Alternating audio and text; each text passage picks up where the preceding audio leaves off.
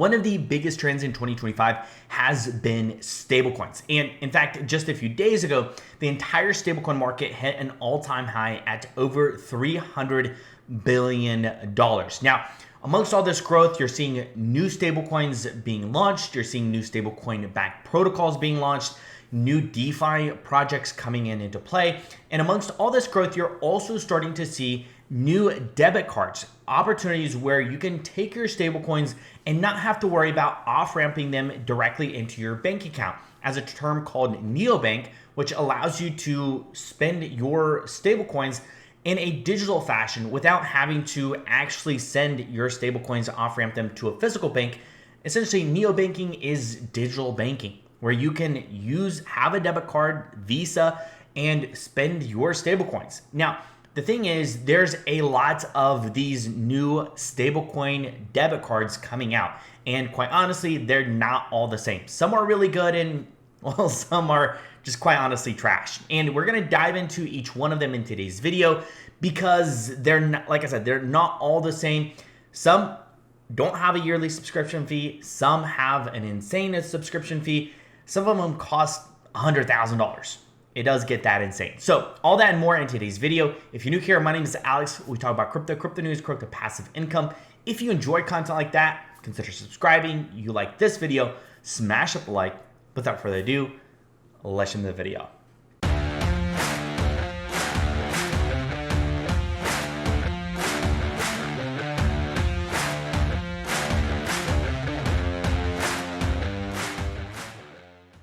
All right, so we're going to be looking at a total of 11 different cards. So there's a lot of options on the table, and we're going to try to be as detailed as possible with the little bit of time as possible. So realize this isn't an in-depth video into each one of these, but just gives you enough information to be dangerous. So the first one we're going to be talking about is called Kast. Now, Kast is probably one of the more popular ones. There's a ton of users with this card already for very good reasons, not to mention they have an airdrop that's coming up in Q4 of this year where the point systems and the points you accrue count towards the airdrop. So it is kind of a clear winner right now as far as focus because everyone's trying to farm the airdrop. And from the early kind of viewpoint is the airdrop looks like it's going to be really, really good. So obviously, this is one that's going to get a lot of attention. Now, they also have the most options when it comes to cards. So from an entry-level Explorer card that is free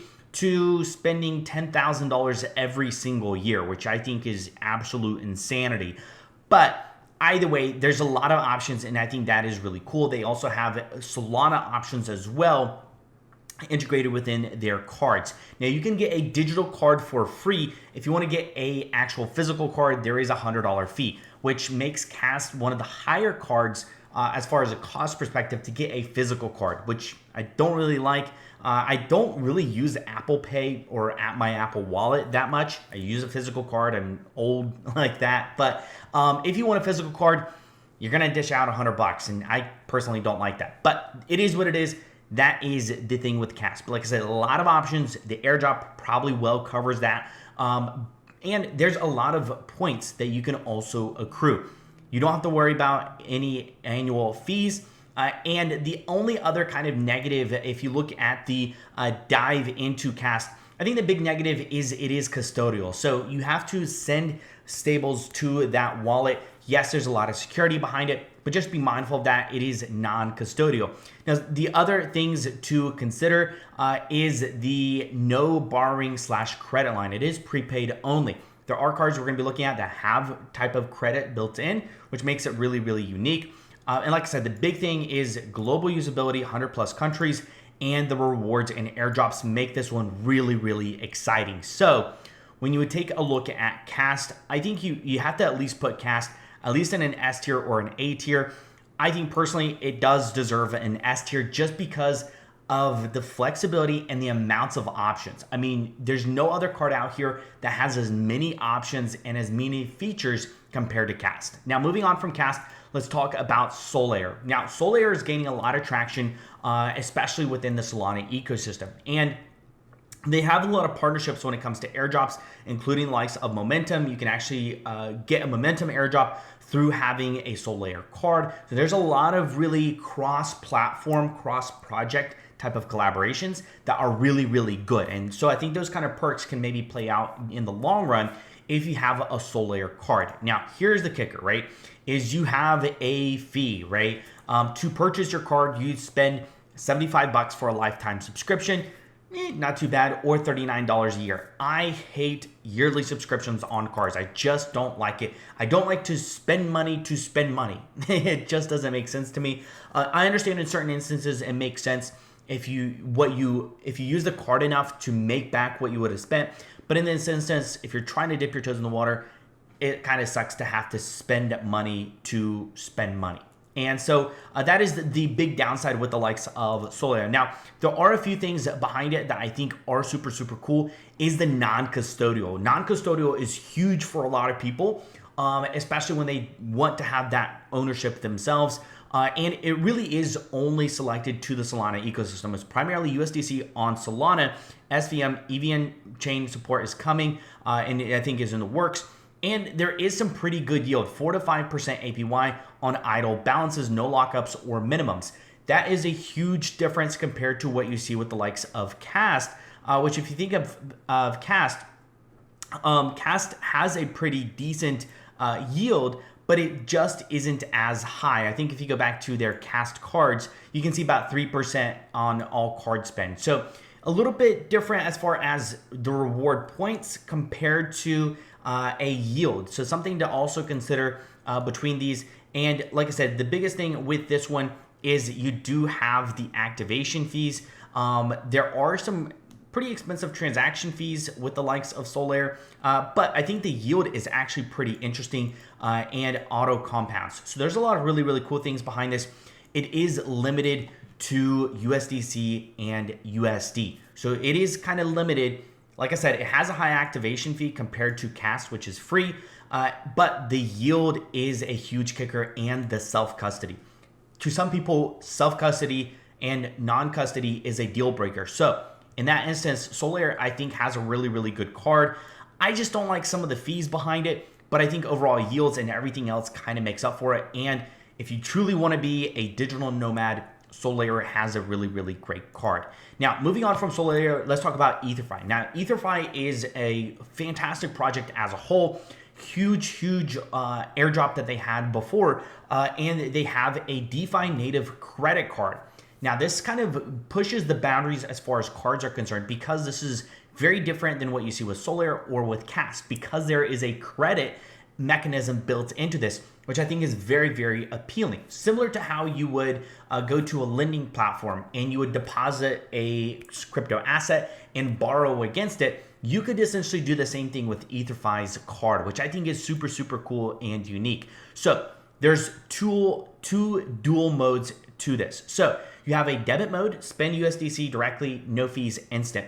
And you have a credit borrow mode, which is really, really great and very different compared to the rest, where you borrow USDC against collateral at 4% APY. That is a fantastic borrowing rate, and it's on a card. So it's just like a win-win situation. I think the flexibility of this is really, really great. Not to mention the supported assets can generate you 5 to 10% yield. This is really, really awesome compared to what you're seeing with some of the numbers with some of the other cards. You look at these, issuance $0 for a virtual fee, similar to the likes of Kast. Even if you get a physical, you can get that waived via promos. The very, very different compared to Kast, which is $100 for a physical card or $75 with the likes of Solflare. Like I said, the borrowing is really, really awesome. They do have some kind of high fees as far as on the ATM side, but overall yield is on the higher end.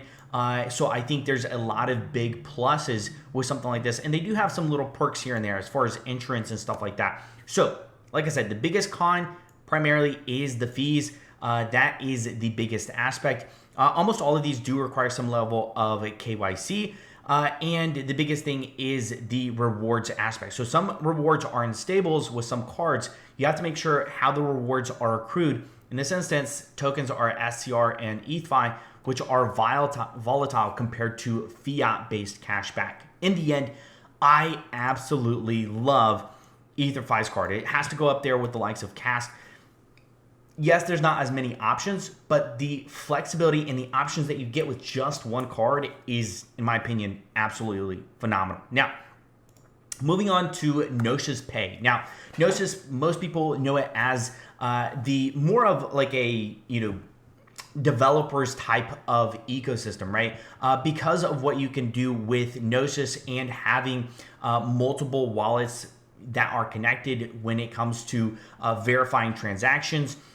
It is a lot of interesting aspects behind this, but I think this is more of like a business focused card. When you take a look at Gnosis Pay, there's a lot of really, really cool features behind it. We're going to jump into here, but the ability for what it is capable of doing, I think is very, very impressive. So the biggest thing is the funds stay in your safe, smart account, multi-sig wallet, right? So multi-sig is very important, especially if you have a company and you have 3 or 4 people that all want to have access to that card.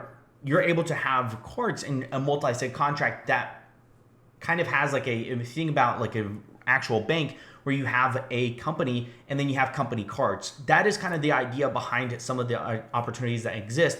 It is self-custody. That is absolutely huge. There's a pretty decent overall yield that you can generate. Overall, very similar. The ATM side is also on the higher end. So if you plan on using an ATM, maybe not the ideal thing. The yield is a little bit more convoluted. This is primarily one that is focused on EU, Europe primarily. So this is EU GBP, I believe that's Germany. Bridging is needed for other assets. So it has high fees. You can do it in a lot of other countries, but it's just primarily focused for Europe. And the ATM fees are pretty harsh when in comparison. The high cash back, I think, is the plus in something like this. Not the highest, it's kind of like there in the middle, so pretty lukewarm. In the end, I think a generally great card depending on your circumstances. If you're in Europe, it's a really, really great card to have. You don't have as many fees as far as onboarding. When it comes to yield, it's pretty decent. It's kind of mid-tier, kind of there in the middle. And in the end, the biggest thing is the dev-friendly APIs and partners. There's, I think, a huge kicker when it comes to business-focused. So I think there are some good things, but I think this is kind of more like a mid-tier. This is kind of in the middle. Not the greatest thing in the world, but it does have some really good features that make it pretty exceptional. Now, moving on from Gnosis, let's talk about MetaMask. Now, we don't know a whole lot of details behind the MetaMask card, but we do know one is coming. So you can pay with crypto, earn rewards on-chain in IRL. Seamless spending, you've got a lot of different assets that you can spend with, which I think is really, really cool. Go bankless, instant settlements, on-chain rewards. I think the biggest thing is not knowing what the rewards look like. Now, earn additional yields with linear rewards. That could be a huge aspect to tap into. But right now, it is just kind of an unknown for now. I think there's a lot of opportunity in something like this. And from what I'm going to guess, it is probably going to also be self-custody. As long as you have your keys, you would also have your crypto. So, I think this is one that is probably going to be the one of the more versatile cards, if I could get it out. Essentially allows you to be across a lot of different countries. It's not really that much restrictive. So I think the versatility of the MetaMask card is going to put it in a really great opportunity list. There's going to be a lot of options. I just don't know as far as the yield perspective, because there's not a whole lot of details yet on it. But I think there is going to be some opportunity nonetheless. It's going to be interesting to see how like the linear rewards are going to look like once that does, what that looks like with the overall yields. Depending on how that's integrated, I think there's going to be some really cool things behind it. You can see some of the further details here as they talk about this. Aave boosted yield, community coin immunity cashback. So I think there are going to be some features, but like I said, it's still relatively early. Right now, kind of keep it in the mid-tier. Now, this Infini is really, really focused on businesses. So it is a stablecoin neobank for high net worth individuals. I think it's high net worth individuals and businesses primarily as far as their focus. They do have a card, but their card has had some issues. They had some downtime that caused some issues with card holders. But the APY is actually really, really good. So earnings arrive every day automatically from delta neutral yields. Your crypto stays flexible, no lockups needed. That is a huge thing when you don't have to worry about lockups. So I think that is a plus. It is focused on maybe on the more business side from what I'm seeing. Some of it comes off more banky, right? More of like a payroll banky type of protocol, but that you do earn some decent yield overall. And I would say the big downside is you don't know if sometimes that card will work if they have some downtime or something like that. So I would say some pluses, maybe not the best in the world, but there are some pros. It just needs to be the right card for you as a whole. Now, let's talk about OKX. Most people think about OKX and they think of the exchange. Well, they do have a card, OKX Pay. Spend, save, and protect your money with a global account built for Brazilians. And that is all you need to know. This card, unless you're in Brazil, this card's not really going to do you a whole lot of good. Now, if you're in Brazil, this is probably a fantastic card that you would probably love. And that is the big kicker, right? It is restricted to the US, spot only, full card for EEA Brazil focus because they had a fine by the DOJ. Now, when you take a look at some of the fees and rewards, overall fees relatively low, zero domestic debit transactions, really, really great. Borrowing, not too bad. So it also has the borrowing aspect that you see with the likes of Ether.fi. Overall fees are relatively low. The rewards are pretty decent. Yield is pretty decent. Some bonuses. So I think this is a really decent card if you're in Brazil. So that's kind of like the big kicker is like if you're not in Brazil, no one's going to really be interested in this type of card. So I think OKX is okay, but we're going to put it in a C tier just because it's super, super limiting. It really, really is limiting, and you do have to be specific for it. Now, we're going to look at, as we talked about OKX, there's a lot of exchange cards. You look at OKX, we're going to look at Coinbase. Coinbase has a pretty decent, it's just not it, at least in my opinion. When you're looking at overall rewards, I mean, 2 to 3% rewards, not that amazing. There's, some zero base fees up to 4% crypto rewards, not the best. It is US only, so if you're planning on traveling with it, not ideal. And there are some things about it that just really aren't there. The biggest thing is getting into it. There's no cost, so that I think is probably a big plus. But in the end, it's only for the US, doesn't have great yield, and it just doesn't give you everything that you're looking for. So I would have to put it in the C tier personally when it comes to cards. Now, everyone knows about the Crypto.com card. Now, I'm just going to go ahead and before we talk about it, I'm putting this in the D tier. I absolutely do not like the Crypto.com card. Now, that said, I think there is some potential. Now, is it the best in the world? Not really. Everything depends on the CRO token. That really is the big kicker. If the CRO token doesn't do well, this card doesn't do well. Not to mention, to get some of the bigger, there are some options as far as cards. You have crazy fees. You can get a free one. Doesn't give you a lot of rewards. Overall, not too great. I mean, 1.5% is nothing. Or there is a huge lockup for some good quality cards. And I don't think anybody wants to deal with lockups. I mean, you're looking at 12 months. Maybe it's a good thing. Maybe it's not a bad thing. Maybe if you're a big believer in Crypto.com and the CRO token, this is a great project for you and a great card for you, especially after the recent investment that they had with World Liberty Finance or Trump family that invested into Crypto.com, into their treasury. I think it was World Liberty Financial. But either way, if you're a huge believer in CRO, then by all means, not only do you have the opportunity to earn yield on these cards, you get great rewards on these cards, you get CRO rewards on these cards, no limits on these cards. So there are some really, really good things if you are a Crypto.com bull. But in the end, not everyone is a huge fan, including myself, of Crypto.com. Just simply aren't. There are some additional things that come with this that are good, maybe not so good. There are some limits and stuff like that as well with the card. In the end, it's just not my favorite thing about the Crypto.com card. I hate subscriptions and I hate lockups, and that is a big no-no for me. So that's why I had to put this in the D tier. Now, the last thing I want to briefly talk about is Spritz Finance and the likes of this card, which I have no interest in. So we're going to go ahead and put Cypher in D tier. Cypher also launched a token. Cypher token is like at a $5 million market cap. Very, very small, tiny. There are some kind of, I think some of them may be positives behind this, is you get free the cards for free.